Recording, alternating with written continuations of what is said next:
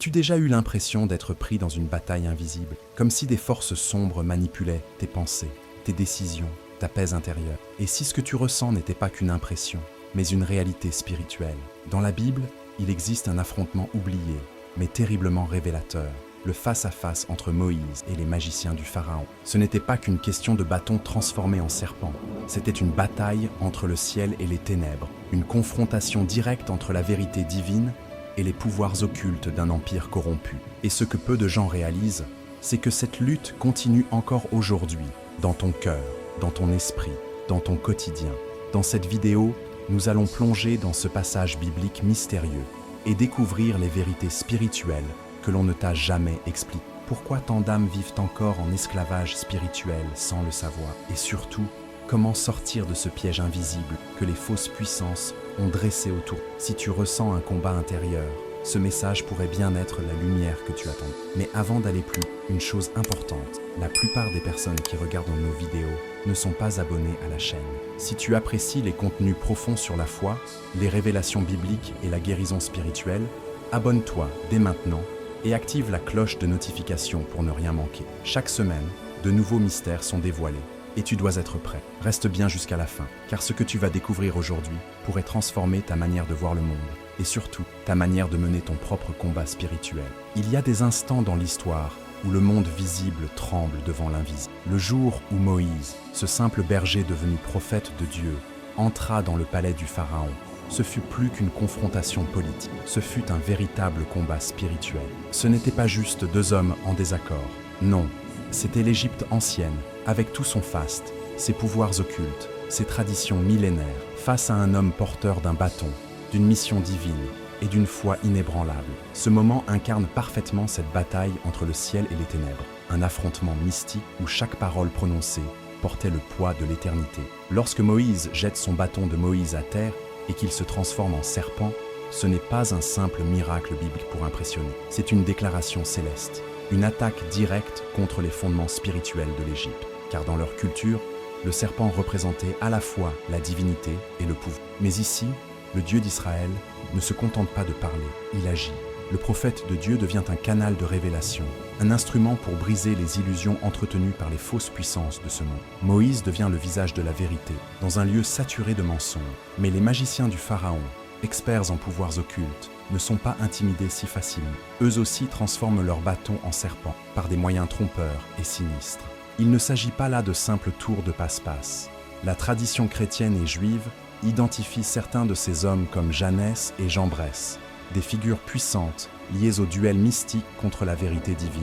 Ce n'est plus un spectacle pour la cour du roi, c'est un écho des ténèbres, cherchant à se faire passer pour lumière. Une vérité contre illusion se dessine, où l'œil non averti pourrait facilement être séduit. Mais voilà le point crucial. Le serpent de Moïse ne se contente pas d'exister, il engloutit littéralement ceux des magiciens. Ce geste est lourd de sens.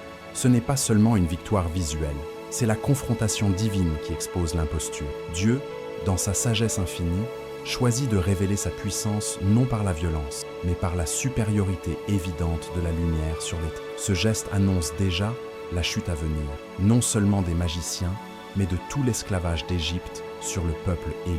Une lumière qui dévore l'ombre, un message que même le Pharaon ne pourra ignorer, ou pourra-t-il? Car malgré ce signe éclatant, le cœur de Pharaon reste endurci.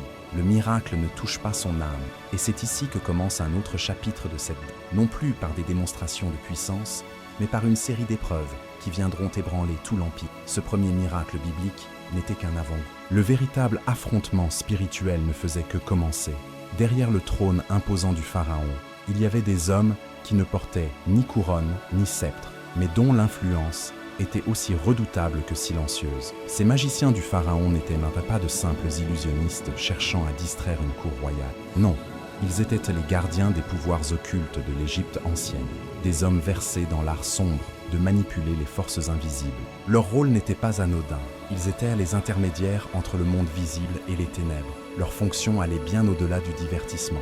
Ils soutenaient spirituellement l'autorité du Pharaon, ancrant son règne dans un duel mystique contre toute autre puissance divine. Dans la tradition biblique et juive, deux noms ressortent avec une intensité particulière, Janès et Jambres, 2 Timothée 3. Ces deux magiciens sont décrits comme des hommes qui s'opposèrent à Moïse, en résistant à la vérité. Ce n'est pas un détail anodin. Cela signifie qu'ils étaient, en quelque sorte, les visages humains d'un combat spirituel bien plus vaste. Ils n'étaient pas seulement des conseillers du roi, mais des instruments d'une volonté plus sombre, prêts à tout pour maintenir le peuple élu sous l'esclavage d'Égypte. Leur expertise en pouvoirs occultes n'était pas une simple curiosité, mais une arme contre la lumière. Il est crucial ici de faire la distinction entre illusion, sorcellerie et miracle. Une illusion trompe l'œil.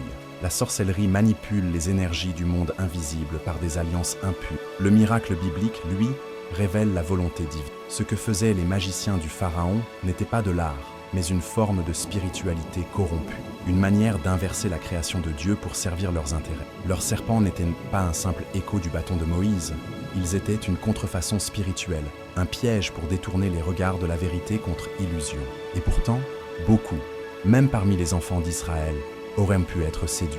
C'est ce qui rend le combat spirituel si complexe. Les fausses puissances se présentent souvent avec une aura de sagesse et d'autorité. Mais leur source n'est pas divine. C'est pourquoi Dieu choisit de les exposer en pleine lumière, dans un duel mystique qui ne laisse aucun doute.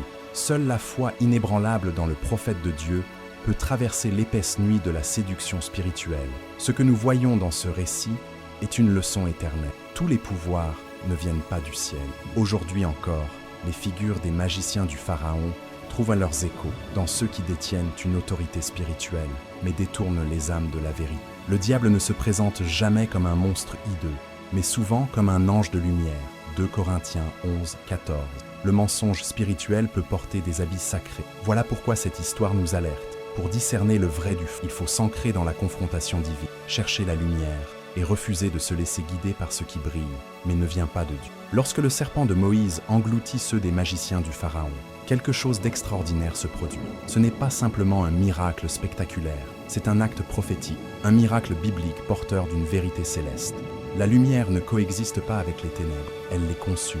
Ce geste divin révèle sans équivoque la supériorité du Dieu d'Israël sur toutes les fausses puissances. En une seule scène, Dieu écrase l'orgueil du plus puissant empire l'époque, dévoilant que même les pouvoirs occultes les plus anciens ne peuvent rivaliser avec sa gloire. La vérité contre illusion devient tangible, incarnée dans une simple mais redoutable démonstration. Pour ceux qui observaient, il s'agissait peut-être d'un choc visuel, mais pour les cœurs éveillés, c'était un signal d'alarme. Le Dieu d'Israël n'est pas un Dieu parmi nous, il est le Dieu. Cette confrontation divine ne visait pas seulement les magiciens du Pharaon, elle visait aussi leur système de croyance, leur culture enracinée dans les ténèbres contre la lumière, et leur domination spirituelle sur le peuple élu. Dieu ne venait pas négocier, il venait libérer. Et la délivrance du peuple élu commence toujours par l'effondrement des illusions auxquelles il s'est habitué.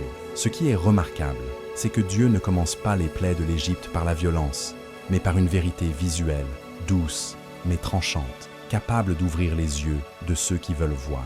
Le combat spirituel ne se gagne pas toujours par le tonnerre ou le feu, mais par la manifestation calme de la vérité. Le bâton de Moïse, ce simple objet, devient un symbole vivant de l'autorité divine. C'est avec ce même bâton que les eaux seront frappées, que la mer s'ouvrira, que les signes célestes se multiplieront.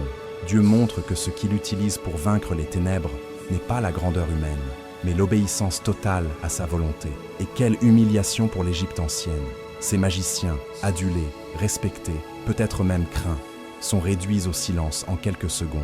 Leurs pouvoirs occultes sont engloutis, effacés, et avec eux, leur crédibilité. Ce qui devait renforcer l'autorité du Pharaon devient un aveu de faiblesse. Ce moment marque le début de l'effondrement du système égyptien, spirituellement d'abord, avant de l'être politique. C'est un avertissement fort.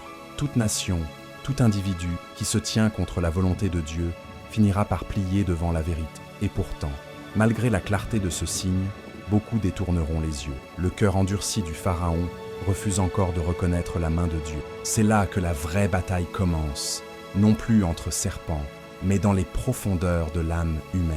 Ce combat spirituel, ce duel mystique, ne se joue plus devant les spectateurs, mais à l'intérieur des cœurs. Car lorsque la vérité se présente, nous n'avons que deux choix, l'accepter ou l'enterrer. Mais peut-on vraiment enterrer ce qui vient du ciel?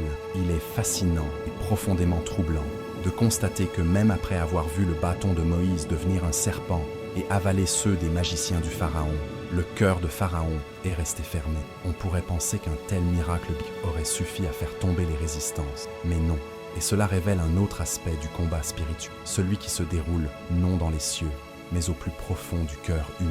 Un cœur endurci ne se brise pas sous l'effet de la logique ou du spectacle, mais seulement par l'intervention directe de Dieu. Et parfois, même cela ne suffit pas. Le texte de l'Exode nous dit à plusieurs reprises que Dieu endurcit le cœur de Pharaon, Exode 9, mais aussi que Pharaon endurcit lui-même son cœur, Exode 8, 15. Cette tension soulève une question spirituelle profonde. Jusqu'à quel point Dieu respecte le libre arbitre de l'homme? Et quand l'orgueil devient-il une prison? Dans le cas du Pharaon, il ne s'agissait plus simplement d'un homme puissant. Il incarnait un système entier, celui de l'Égypte ancienne, basé sur les pouvoirs occultes, la domination, l'oppression et les fausses puissances. Reconnaître Moïse, c'était accepter que tout cela reposait sur des mensonges. Il faut comprendre que céder devant Moïse, c'était plus que céder devant un homme. C'était s'incliner devant le prophète de Dieu, admettre que le Dieu des esclaves était plus puissant que tous les dieux de l'Égypte. Et cela, pour un homme élevé comme une divinité vivante, était insupportable. Le combat spirituel n'était pas seulement entre Moïse et Pharaon, mais entre la vérité et un ego élevé au rang d'idole. Ce cœur endurci devient alors l'illustration parfaite de ce que Paul appelle plus tard l'homme charnel qui ne comprend pas les choses de l'Esprit de Dieu. 1 Corinthiens 2, 14. Mais ne soyons pas trop rapides à juger le Pharaon. Combien de fois avons-nous vu Dieu agir dans notre vie? Et pourtant, avons-nous continué comme si de rien n'était? Combien de signes avons-nous ignorés, de miracles minimisés, de paroles divines repoussées? Le cœur endurci, ce n'est pas seulement l'affaire des rois anciens, c'est une réalité qui nous guette, surtout quand la vérité bouscule notre confort. Et plus nous résistons à Dieu, plus la carapace devient dure. Voilà pourquoi ce combat spirituel est aussi intérieur que céleste. Alors, que faire? Comment briser cette résistance? Il faut commencer par la prière.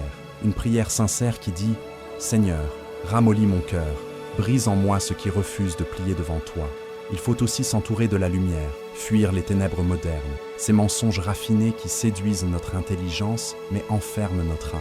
Le combat entre le ciel et les ténèbres n'est pas terminé. Il se joue encore aujourd'hui, dans chaque décision, chaque refus, chaque acte de foi ou de rébellion. Ce récit ancien, avec ses magiciens du Pharaon, ses pouvoirs occultes et le bâton de Moïse, pourrait sembler lointain, presque mythologique, mais la réalité est tout autre. Cette bataille entre le ciel et les ténèbres continue de se jouer aujourd'hui, dans nos vies, nos choix, nos luttes quotidiennes. L'Égypte ancienne n'est pas qu'un lieu géographique ou une civilisation passée. Elle est un symbole de tout ce qui veut nous retenir loin de Dieu. Et les magiciens, ce sont toutes ces influences, voix, doctrines, idéologies ou addictions qui nous éloignent de la vérité, habillées d'apparente sagesse, mais enracinées dans le mensonge. Aujourd'hui encore, il existe des fausses puissances qui prétendent détenir la clé du bonheur, de la liberté ou du succès. On les retrouve dans certains courants spirituels, dans les philosophies de l'autosuffisance, ou même dans la séduction de ce monde moderne qui glorifie l'homme au détriment de Dieu. Ce sont des serpents dorés, bien polis, mais tout aussi dangereux. La confrontation divine que Moïse a initiée dans le palais de Pharaon se répète à chaque fois qu'un croyant choisit la foi inébranlable, plutôt que la facilité du compromis. Moïse devient ici un modèle intemporel. Il représente le croyant qui ose se dresser face au système, non par sa force personnelle, mais par l'autorité du ciel. Le bâton de Moïse n'était pas une arme magique, c'était un symbole de l'obéissance, du courage et de la communion avec Dieu. Chaque chrétien est appelé à brandir son propre bâton, à déclarer la vérité contre l'illusion, à croire que même si les magiciens modernes semblent puissants, leur pouvoir est limité, éphémère et destiné à être englouti par la lumière. Le combat spirituel que nous vivons peut ne pas se manifester par des serpents, mais il se présente dans les décisions quotidiennes. Pardonner ou se venger, prier ou négliger Dieu, marcher dans la justice ou se laisser corrompre. Chaque choix est un petit duel mystique, et c'est là que la délivrance du peuple élu commence. Dans les cœurs qui refusent d'être esclaves, dans les âmes qui disent non à l'esclavage d'Égypte sous toutes ses formes, dépendance, peur, orgueil, amertume, et choisissent la liberté offerte par le prophète de Dieu. Alors, frère ou sœur, demande-toi aujourd'hui, quels sont les magiciens qui t'entourent? Qui sont ceux qui te séduisent, t'endorment, t'éloignent du plan de Dieu? Et surtout, quelle est ta réponse? Vas-tu laisser ton cœur s'endurcir, ou vas-tu répondre à l'appel divin à la lumière? Le même Dieu qui a vaincu les ténèbres à l'époque de Moïse est prêt à le faire encore aujourd'hui, dans ta vie. mais il attend que tu te tiennes debout, comme Moïse, prêt à affronter, prêt à croire, prêt à agir. Alors, après avoir vu cette bataille entre Moïse et les magiciens du Pharaon, dis-moi sincèrement, as-tu reconnu des traces de l'Égypte dans ta propre vie spirituelle? Est-ce que tu luttes, toi aussi, contre des voix qui veulent t'éloigner de la vérité? Partage ton expérience dans les commentaires. J'aimerais vraiment lire ton témoignage et savoir comment tu mènes ton combat spirituel au quotidien. Et si cette vidéo a éclairé ton cœur, abonne-toi dès maintenant à la chaîne Entre Ciel et Terre et active les notifications pour ne rater aucun de nos prochains contenus. Tu ne veux surtout pas manquer le prochain épisode qui va apparaître ici à l'écran, car il continue cette révélation spirituelle avec encore plus de profondeur. Que la lumière du Dieu vivant guide ton âme dans chaque combat. À très bientôt sur Entre Ciel et Terre.